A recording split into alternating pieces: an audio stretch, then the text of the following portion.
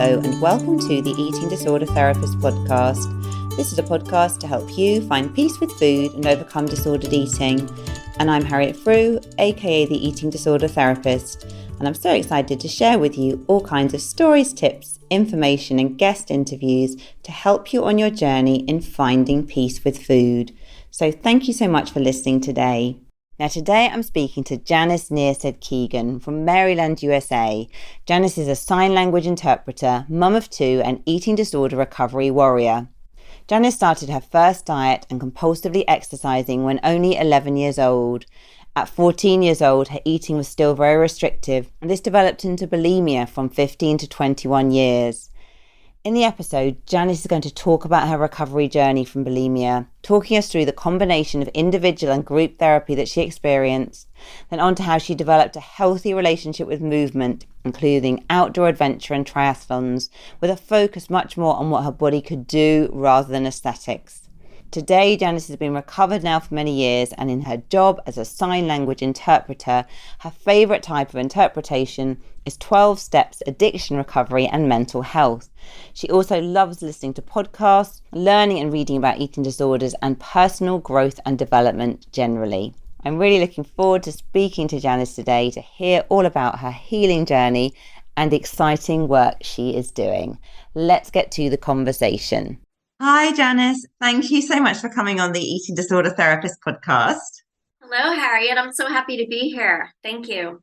So, Janice, you are my first guest of 2023, so I'm very excited to have you here. That's right. I didn't realize that. So, Janice, what's going on for you? Like, you're based in Maryland. I know we were talking a little bit off air before we came on, but like, what's going on for you in Maryland? How's the weather and everything? Okay, so it's actually unusually warm today, which is wonderful. And I'm out off today, which is great. It's a federal holiday here because New Year's Day was on a Sunday. So I'm off today and actually getting paid because I'm a senior interpreter now at my company, which is great. So I'm off today and I'll be able to spend time with my family. And yeah. Brilliant. And you're a sign language interpreter, are you? Can you just tell us a little bit more about your job? Sure. Okay. So I am involved in the deaf community here in the US. So in the US, we use American Sign Language. So I'm an American Sign Language / English interpreter. And I work full time as I'm a staff interpreter for a company. But the majority of work that I do is medical and mental health and addiction recovery interpreting. So I don't work in the field of eating disorders. I actually thought about doing that or doing some adventure-based counseling and other things that have helped me. However, my commitment is to the deaf community. So it's more general, but the work that I love is at the hospital and the behavioral health center and the inpatient psych unit. So I'm involved in a way. Sure. It sounds like a really interesting and such a valuable and I can imagine rewarding job. Definitely. Absolutely. Yes. Brilliant. Well, thank you for sharing. I'm sure that'll be of interest to the listeners because it's quite an unusual job as well, isn't it? I don't know if many people have those skills. Yeah, that's true. I live in Maryland and it's a huge deaf community here in the DC metropolitan area, Washington, DC, Maryland, Virginia. It's the hugest deaf community in the US. There's also a big community in Rochester, New York, but here in DC has the most access. So there are actually quite a lot of interpreters here because there are quite a lot of deaf people here. But yes, it is unique. And I first started out after I learned sign language. I had wanted to be fluent for so many years. It was a dream of mine. And after working, taking classes and working in the deaf community, I actually went to Gallaudet University, which is the only liberal arts university for the deaf in the world. And we have deaf people from all over. And I actually got my master's in mental health counseling. And I was a counselor in the deaf community. But after 3 years, I burned myself out and I started interpreting nights and weekends and then found addiction recovery interpreting, which is interpreting for 12-step meetings like AA and NA and Nar-Anon. And I actually was able to combine my the language, interpreting and counseling together. I'm still in the field of mental health, but as an interpreter. Well, it sounds wonderful that you've been able to kind of combine the two and I guess find your sort of sweet spot, haven't you? That sounds like Exactly. really great. Thank you. Mm. It took a long time and a lot of thinking and, finding my way, but I was able to do that. I love my work, definitely. And yes, rich rewarded for it. Well, thank you so much for sharing. So, Janice, obviously, although we're fascinated by your job, the main reason we've got you here is because you have had your own eating disorder recovery journey, haven't you? Was really wonderful just to hear a little bit more about that today. Could you sort of just tell us a little bit, sort of take Of us course. back really and tell us a bit about your story? Yes. Okay. So I feel like I guess I was in the middle of a perfect storm. I believe I have like all of the factors for developing an eating disorder: genetic, environment, diet culture, you name it. And actually, I was 9. I was actually 11. I don't know why I say 9, but it's 11. Mm. That's when I really started my first diet and actually like had the goal of losing weight and started biking around the track many times, over exercising, biking everywhere. I would have to exercise before a meal. It's like how I earned a meal. And yeah, there were so many factors which contributed, but I do believe a lot of it was looking at the models in the magazines and wanting to look exactly like them and chasing that fantasy and kind of thinking that it was the only way that I would find love, which really sounds silly right now, but it really, really was. And that continued on. And then freshman year in high school, I was 13 when I got my period. And I inadvertently went up 2 sizes in pants. I went shopping with my mom, and she was just appalled that I had somehow gained weight. And I think about, was it a small t trauma? I don't know, but it was a little bit public too, because we were out and I was trying on clothes, and it was just very shameful. Like she was just angry that I had gained weight. And obviously it was because I had gotten my period. So that began, I guess, triggered me wanting to get skinny. And freshman year in high school, so age 14, I was restricting, very much restricting. I also did that I did that all the way through, but I also was very into restricting my freshman year in college too, when I was 18. And at that point, I did lose my period for a year. So I don't know if I can say it was anorexia, but I definitely was rejoicing in, feeling my ribs and that feeling of starving myself. So 14 was when I was doing that. And I started running with my dad. And I love my parents, but my parents were part of that generation.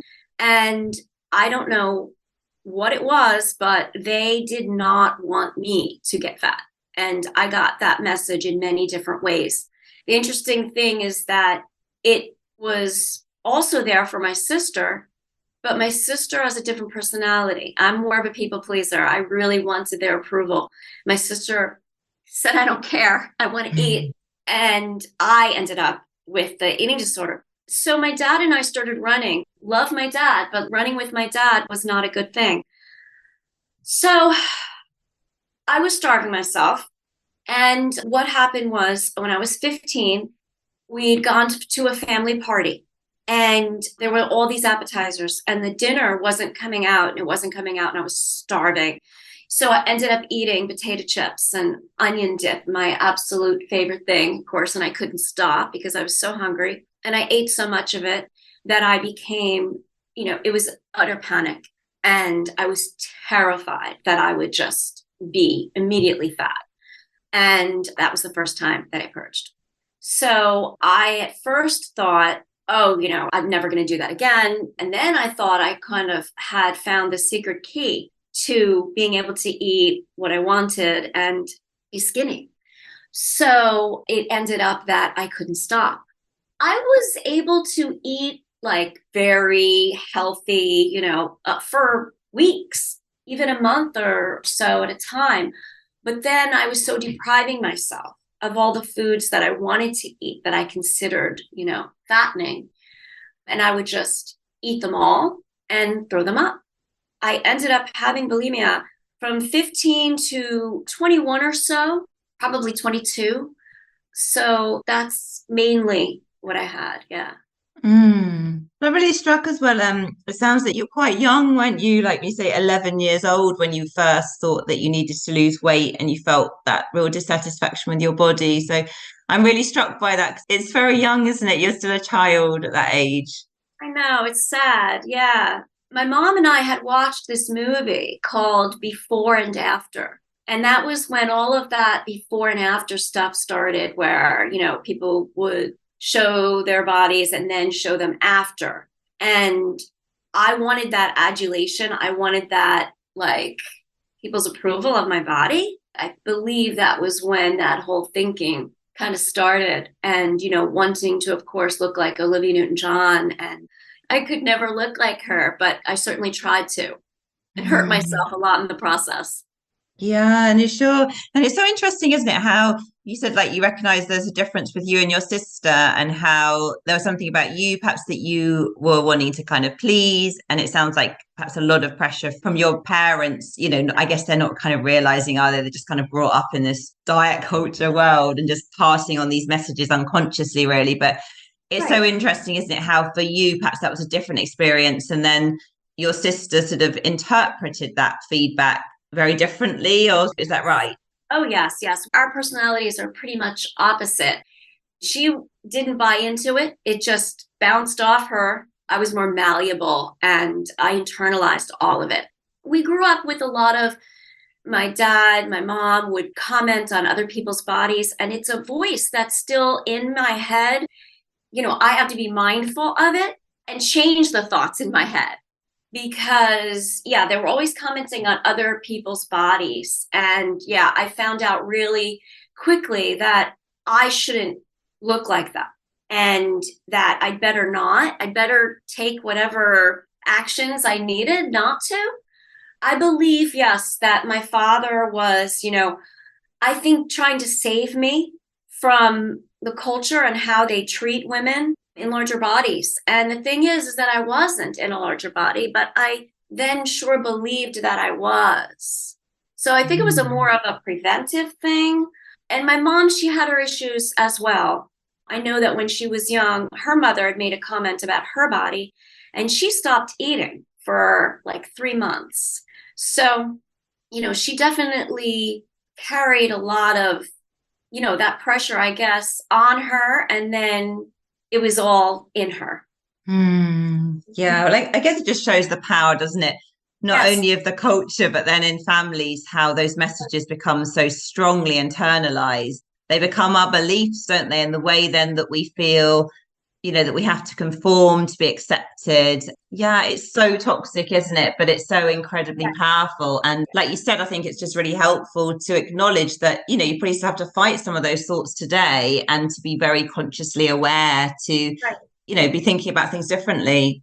Yes, exactly. And Janice, you were saying that when you first sort of fell into bulimic patterns of sort of purging, you felt Yeah. that you'd sort of found the answers sort of to begin with. But I'm just sort of Yeah. wondering, can you sort of just tell us a little bit about how that developed? Because I know from my own experience in the beginning, maybe it felt that I sort of found this way out, but very quickly for me, and I don't know if it's the same for you, it spiraled into a very dark and horrible place.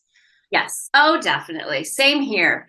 Yes. And I also, like I had asked you if this story, telling my story is public or not, because there are many people in my life who have no idea. But the thing is that bulimia is a disease of silence, shame, and, you don't talk about it. So in high school, I mean, I thought I was the only one. It wasn't until later that I actually found out about bulimia, the eating disorder. But when I was 15, it wasn't talked about. So I felt very alone in it. And it just got worse and worse, and it took over, of course. And I feel like that whole time I was trying to recover. I was trying to find ways to recover from it. You know, it's so similar to addiction, I believe, in that it's not like I planned to have bulimia from 15 to 21, you know. No, I was trying that whole time, you know, just like I think many addicts are trying, and finding different things that help along the way that eventually add up and do help you. But yeah, I was a freshman in college when I first went to the counseling center at school. And I walked in, and you had to write down your problem on a piece of paper. And I was like terrified. I stood around and I finally wrote down bulimia. I put it in at the desk, and the counselor called me, and I had a few sessions with her, but it was like everywhere I looked, I found other girls who had bulimia too. And it was like I could just spot them. We could spot each other. And I ended up asking the counselor if she could set up a group. And so we all went in there and had a group at college, which was very, very helpful. And I look back now, and still so many things that were said in there, and also from friends who were also struggling with bulimia, things that they have told me in helping each other really did help me. That was very helpful. It was amazing to find out that I wasn't the only one, that, you know, there were all of us in there. That was definitely helpful. That was the first time that I reached out for help with it. And Janice, can you say a little bit more about sort of what was it about the group that really helped you? Because I'm guessing were many things, but can you sort of share with the listeners some of the things that really sort of help you to start to heal? Yeah, it's funny. I mean, I remember some of the meetings like it was yesterday. I also think that I became very close with one, and I think one-on-one, we really supported each other. You know, even after college, continued to support each other because we had kind of met in that. She had broken her leg and she couldn't exercise. I was a big exerciser, you know, compulsive exerciser for sure. And she was too. And in fact, for her, overexercise was a sort of purge for her. That wasn't for me. I only purged in throwing up. But she did overexercise as a way of purging. And she had broken her leg and she couldn't exercise. And, you know, that was like devastating, very scary for her. But she found that she was able to get through it, and that her therapist helped her see that she really didn't gain weight. It was more in her head. And then the therapist had encouraged her to have frozen yogurt. She really wanted to have frozen yogurt, but she would only allow herself to have it in a binge. But the therapist was like, why don't you just have it every day? Just have some frozen yogurt every day and, you know, see what happens. And she didn't gain any weight from that either. So, and then she ended up meeting a guy and falling in love and having a relationship with him and becoming intimate with him. And that she had said that she always felt that she needed to look perfect before she would, you know, be with someone, but that she wasn't, and that it turned out okay. I guess through her story, that kind of gave me hope. So it sounds like you really had a very close bond with this friend, and actually that mutual sharing and understanding and acceptance. Yes. And I guess that's so healing in itself, isn't it? I'm thinking of sometimes the groups that I run for people with bulimia, and one of the most incredible things is to be able to talk really openly about the symptoms and the struggles, and to realize, isn't it, that you're not alone actually, and that really helps to start to reduce some of the shame. Yes, because I think in the like behavioral health disorders, like eating disorders, you think it's you doing it, right? So you think it's you who can stop it, right? It's like addiction, though. In that, yeah, it's me doing it, but it's actually a disease. Like it's actually a disorder. So I'm not just doing this because I want to. So I think that there's a lot of self-blame in bulimia. In my case, for sure, I thought that I should just be able to stop it. I mean, I remember putting on my calendar all the time, QB. And then when it didn't work out, I would put it another day, QB, quit bulimia. Like I was just going to quit bulimia. And, you know, that didn't happen. But another thing about that friend that I learned from her was that her therapist helped her realize that, whenever she would binge and purge, she would allow herself to just veg and watch TV and relax in bed with a blanket. And really, she realized that that's actually what she really wanted to do, but she wouldn't allow herself to do it. And I really identified with that. And she felt that she was getting permission from herself by engaging in bulimia, and then was able to relax. So I learned a lot from that, because I think I got the same thing from it. Yeah, it sounds like some really valuable sharing, I guess, in your healing journey there. Definitely. Very punishing to myself. Yeah. No, well, thank you for sharing that. And I think just picking up on some of the points that you were talking about there with your friend, I think sometimes with the exercise thing, the over-exercise thing, sometimes when we are forced to not be able to exercise, I mean, I think it's often terrifying, isn't it? But it can be the really helpful thing that we need. And to realize, I guess, not to catastrophize, isn't it? Because I know you're talking about that your friend didn't end up gaining weight. And I suppose an important message for the listeners is I think, for some people, weight restoration, weight gain might be an important part of recovery, and we can't always control that. And it's trying to find your happy, healthy place for your body, isn't it? That's right. I think it leads more to the set point theory. I think I agree with that, that I think I had a crazy idea in my head, like if I had, binged and didn't purge it, what would happen the next day? I'd wake up and I'd be huge. Like, I think I had crazy ideas in my mind about how the body processes, food, and you don't have to eat the exact same thing every day to stay the exact same. Like, your body fluctuates, but it kind of does find a natural spot. And my natural spot isn't Olivia Newton-John. You know what I mean? Like, no matter what I did, no matter how I tried, I mean, I'm using her as an example. It's just that that's never going to be me. Coming to the place of acceptance, and, I'm not going to destroy myself, in order to try anymore. No, absolutely. Such a great point, isn't it? Because I think, so much about recovery is about acceptance, isn't it? And letting go sometimes of these ridiculous ideals that we're holding ourselves to.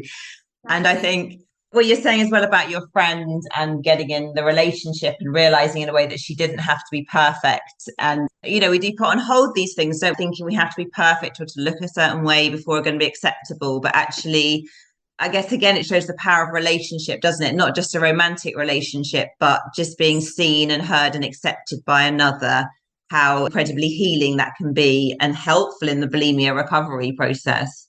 Definitely, because I think it is all about being you and accepting you, and then hopefully loving you. And if you can show someone else your real you and they accept and love you, yes, definitely. But it actually is more important that you accept and love yourself, Yeah, no, incredibly true, isn't it? Yeah, absolutely. Like, the relationships with others are vital, but the most important one is with ourselves, isn't it? And finding that self-acceptance.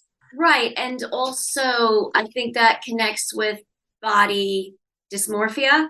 We can think we look one way when others see something else, right? It just connected to that, for me, that we have to see ourselves as we are. And now a quick advertisement break. Are you a burned out, high-achieving woman who's frustrated that emotional eating, weight gain and exhaustion are self-sabotaging your work and life? You're tired, fatigued, brain fogged, your cravings are through the roof and you feel so insecure in your body, and that's impacting the way you show up in your business, career and life. Who could you be if you actually addressed your emotional eating struggles, built food freedom and made peace with your body? Free, that's what. Get support to fully overcome emotional eating, address hormone and gut issues, and build the body confidence and connection you've always desired. If you're ready to address each piece, be sure to check out Amber Romaniak, emotional eating, digestive and hormone expert with 9 years of experience helping over 1,500 women with support on all of the above, without diets, without restriction or quick fixes. She will do a full health assessment and help you get to the root of your symptoms with hormone testing, gut health, and of course support to help your body come back to balance with your mind and soul. Visit amberapproved.ca to book a 30-minute body freedom call or check out the No Sugarcoating podcast today to learn more about the connections between our relationship with food, mindset, and our health, and how it impacts the way we show up in all areas of our lives. And Janice, what helps you to step more into that place of self-acceptance? Like obviously like relationships have been a key part of that, and sharing with your friend, etc. But what other things do you think have really sort of helped you on that journey? Okay, so I sort of stopped in my story so far when I was 21, and what happened was I went to England. I was an exchange student, and it was the first time that I was on my own, think for myself. And I was also living in a culture. I know that unfortunately it's been 30 years, and I think England has unfortunately been Americanized in our beauty obsessed culture. But at the time in 1989, I found it to be a place that was not as focused on people's looks and much more relaxed about body, weight, size. It wasn't in the forefront like it is here. And I felt accepted. I felt more accepted there. And I was finally able to enjoy eating because the culture was more encouraging of it. Like my roommate and I, we had biscuits, and tea all the time for people to come and go as they please. And the tea and scones, and we miss a train, we got tea and scone, and I started eating and enjoying food I didn't allow myself to in the US, right? And a lot of things about that being there and that experience really helped me to find me in a way outside of my family and figure out my own values and all of that. And so I think that really kick-started me. Although I had been trying all of this time to get out of my eating disorder, being there was immensely helpful.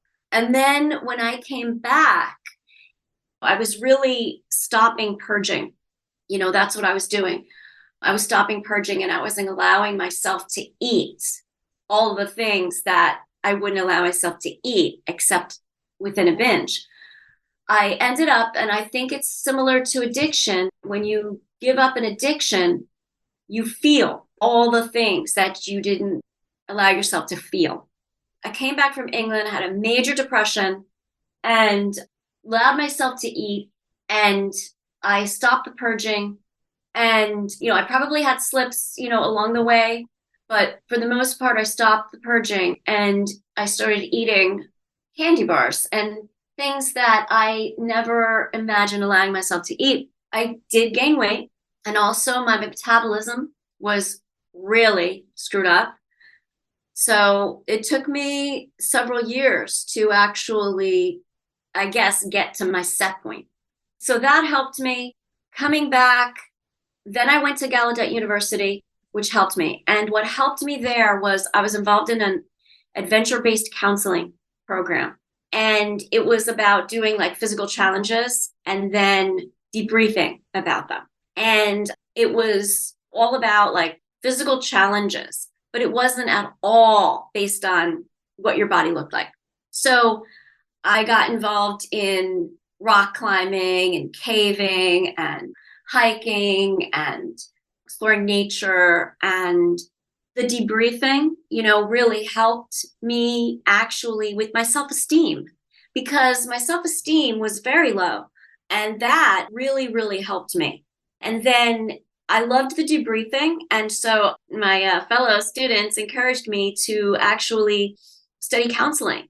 So that's what I did. And being in the mental health counseling program, we were all required to go for therapy, thank goodness. So I actually had my first real one-on-one individual therapist, and I wasn't planning on telling her at all about my eating disorder. And then, one day I started telling a story and I kind of couldn't tell the story without telling her, so ended up exploring that with her for a couple of years. So that was incredibly helpful. And then I did have other therapists over the years, but what helped me was doing things that showed me what my body could do and less focus on what it looked like. So I got involved in running and sprint triathlons, and I really, really enjoyed that. And I did trapeze, I did a lot of different things, windsurfing, water skiing. It was like, wow, my body could do this, but I was really trying to not focus on what it looked like, more on what it could do. So I think that really was very helpful to me. Mm. Yeah, no, brilliant. Well, so many great things that you've shared there, Janice, which I think have been so sort of important in your recovery. Yeah, I just want to kind of like summarize some of those things. I think they're really so key for sort of relating them in my own recovery, but also I'm sure for people listening.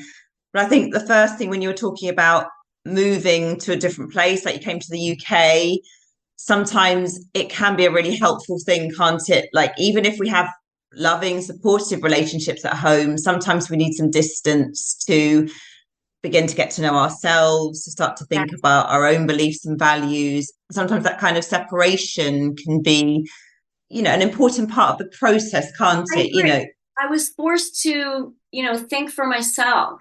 And yeah, I agree. Sure. And also talking about, allowing yourself to eat so many of the foods that perhaps before you would have only allowed yourself to eat during a binge. And I think that's such an important part of recovery, isn't it? Because we can sometimes be so black and white with kind of what's kind of non-binge foods, what are binge foods. But actually, when we start to permit those foods in baby steps, that as well can just really take those foods off a pedestal, can't it? And they don't feel so sort of addictive or sort of magnetizing anymore. Yes, exactly. And the deprivation definitely leads to, for me, the deprivation was what led to the binges for sure. Sure. And I'm really struck by your journey in terms of embracing movement and activity and these physical challenges in various different aspects in your recovery. But it sounds like that was incredibly helpful for having a different relationship with your body, building self-esteem, realizing what your body can do. And I like you as well, you were talking about the debriefing and reflecting on some of those physical challenges. And it sounds like in that whole sense, it was just a very healthy relationship with movement, wasn't it? Which really helped you to shift forward and perhaps take the pressure off yourself so much with how you looked. Yes. And I think that the groups that I was in doing the different adventure-based, counseling things, the groups were very supportive. And also, I found Gallaudet to be a very accepting place. Now, not everyone would say that. There are, of course, a lot of subgroups in the deaf community that may not believe that. But for me personally, I found Gallaudet a very accepting place. And I felt that I had found my community, and it's still so much my community. And I think that, that sense of belonging and that sense of purpose was also, very important. And yeah, Gallaudet to me, I feel like England and Gallaudet together were like, they saved me. I was able to find out who I was, start exploring that and develop my identity. And I found being in the community to be very supportive. Yes. And also, it is about the food, right? It is about the food and it is about, the body, but it's about feelings too. So I also recognize that in bulimia, I was like getting rid of the emotions that I felt I couldn't feel. So also part of my healing, and then when I was a counselor also was, learning to feel my feelings and the emotional deprivation that I did too, that I was just so hard on myself and learning to like self-compassion. I mean, it took years, but self-compassion and boundaries, being able to say no. I mean, these are things I still work on. Being good to myself is something I still work on. So it's all wrapped up. There are just so many things which cause an eating disorder. And so many things you need to unravel, I think, when you're in recovery. Yeah, no, it's so true, isn't it? But I think what really strikes me from your story as well is, some of those experiences that really open doors to you finding that acceptance, that belonging, that purpose, where you sort of felt you could be yourself, where you felt you more fitted in, that they were your people. And I think that's such an important part, isn't it, of recovery, to be able to step more into that place. Totally. I know that in your podcast, you talk a lot about that feeling of not being good enough, not feeling good enough. And I definitely had that. And yes, so I agree that finding community, finding support, connection, acceptance, belonging, and also, your purpose for being here, what you were meant for, all of that. Yes, definitely helpful. Yeah. And I guess as well, it's, I think important for the listeners to realize, which you and I will know this well, that it takes time, doesn't it? And sometimes we only find out our purpose or understanding ourselves better by doing the things that don't work for us and understanding what doesn't work. And it's a bit of a messy and imperfect road, isn't it?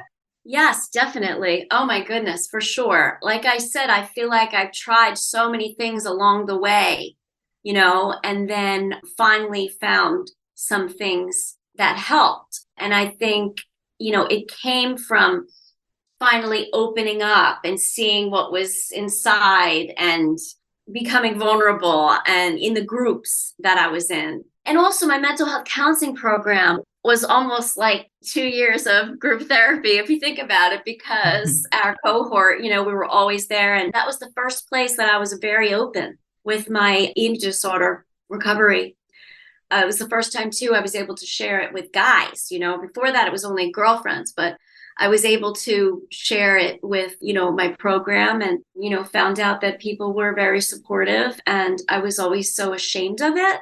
That's the thing, too, I wanted to talk about that. Now I've sort of accepted this identity as an eating disorder survivor. But really, for many years, I just kind of put it in the past, And it wasn't until I was able to, I read Glennon Doyle's book, Love Warrior. And in it, she talked about bulimia. And I picked it up at the library and I was reading it and I was like, oh my gosh, I couldn't believe someone was talking openly about bulimia. It was like the first time I was like, wow, I can't believe she's sharing this. Then of course I read her books. I listened to her podcast. I found you. There are other podcasts I listen to. And it's kind of been like a re-recovery, like education that I didn't even know before. I'm able to connect the dots in so many ways in my story and, kind of make sense of a lot of it. And also in the way that I recovered too. It's like amazing that in my haphazard way, I did find these little ways to recover. But listening to it now and listening to the stories and the people that you interview, and it's just reduced my shame so much about it. And also finding out the genetics too. I believe I was genetically predispositioned as well. And then just every environment I was kind of, pull the trigger, as they say. And it's amazing. And so now I'm sort of proud to be an eating disorder survivor. And I never thought that would be something I would be. Well, thank you, Janice. It's so great that you have just been able to talk so openly, I think, about through the many, many different aspects of recovery. And it is complicated, isn't it? It's multifaceted and it's an ongoing journey, isn't it? Although you have been kind of healed from your eating disorder for many years now, it's still an ongoing journey, isn't it? With the boundaries, with the people pleasing, with the fully stepping into your authentic self. But there's always more to learn, isn't there? Definitely. Yes. I also recognize that I went through kind of orthorexia, I guess. I didn't think of it as that at the time, but after I stopped my eating disorder behaviors, I was still exercising quite a lot and, eating very healthfully and all of that. But that sort of changed when I became a mom.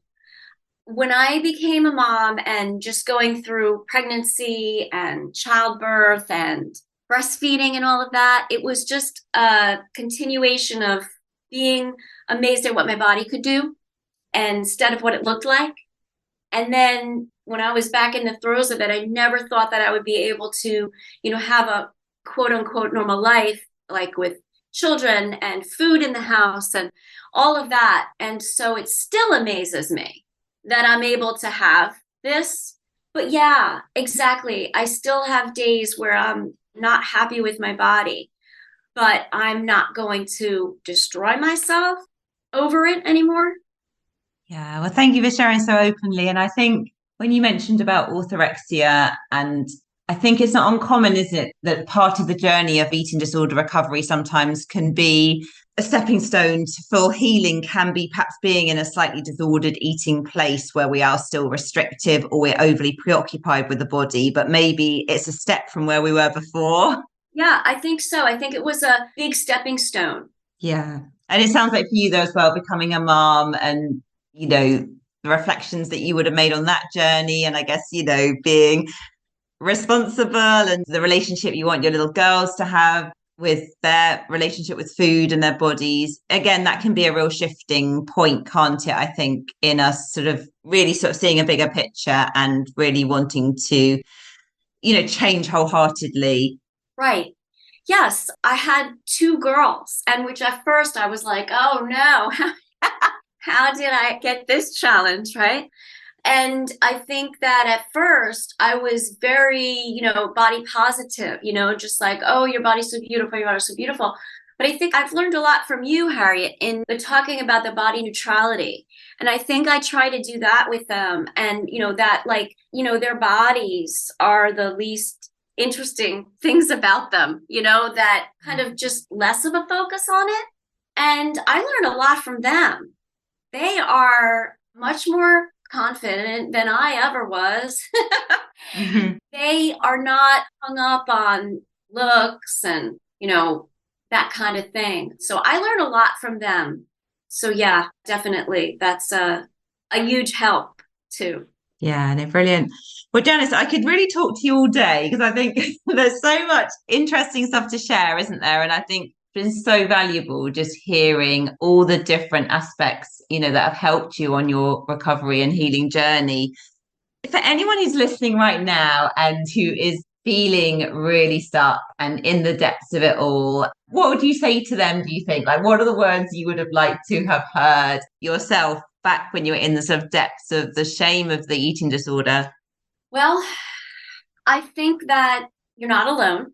And I would encourage people to take advantage of all that is out there, all that is out there that wasn't out there when I was going through it. The podcasts, the books, the stories. There really are a lot of people who have been there and come back through it. And I think that I would say, because now I look back and I think to myself that I really was trying to recover that whole time.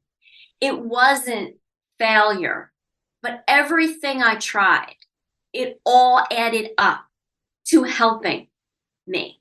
So I think that keep trying, whatever is helping, keep trying, whatever paths you take in trying to help yourself. If it's through movement, if it's through spirituality, whatever it is that is helpful to you, you are in recovery if you're keeping on trying to get out of the eating disorder.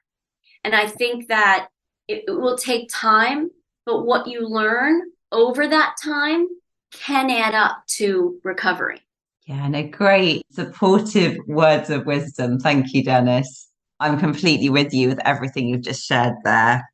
Yeah, and I want to say two other things. I want to say that I'm still very in the deaf community, and my husband and daughters are deaf. And so it's just still being a part of this community and working in this community, it has helped me find, my place in the world. And also another thing that I do that helps is trapeze. It's all about challenging myself, seeing what my body could do, trying not to focus on what it looks like, but how it feels and what it can do. And so that continues to help me. Oh, brilliant. Would you be happy, Janice? So I'm asking you this completely on the cuff here. Do you have like a photo of you doing your trapeze? Yes. Brilliant. Yes. Well, obviously, I haven't asked your permission before we've been on the podcast, but if you're willing to share that, I think, again, like just so inspiring. Well, and Janice, where can people find you if they want to reach out to you, just connect with you in any way? Okay, let's see. I hadn't thought about that. I would love to be able to help, and that is actually why I am sharing my story. So I guess... Janice, let me just say to you as well, actually, if you want to have a think about that and let me know, I don't want you to feel under pressure to give out, maybe you want to have a think about that. I could share my email with you, and we could go from there. You and I could talk about how. Yeah, no, sure. No, that's fine. So you have a bit of a think about that. And then if you're happy with that, I can put it in the show notes or not. You have a think about what feels comfortable. Okay. Well, Janice, I just want to thank you so much for coming on the podcast today. Thank you for having me. Yeah, no, brilliant. Thank you so much. I know it's going to be such a valuable episode for all the listeners. Thank you so much. Thank you. So I hope you enjoyed this conversation just as much as I did. Do go and check out all of Janice's info in the show notes. If you're not following me already, do seek me out on Instagram at the eating disorder therapist _. And for further support with your relationship with food, do go to the eatingdisordertherapist.co.uk. If you enjoy this podcast, I'd be so grateful if you would follow, rate and review, as it helps it reach so many more listeners. Thank you so much for listening today, and I look forward to sharing another podcast episode with you very soon.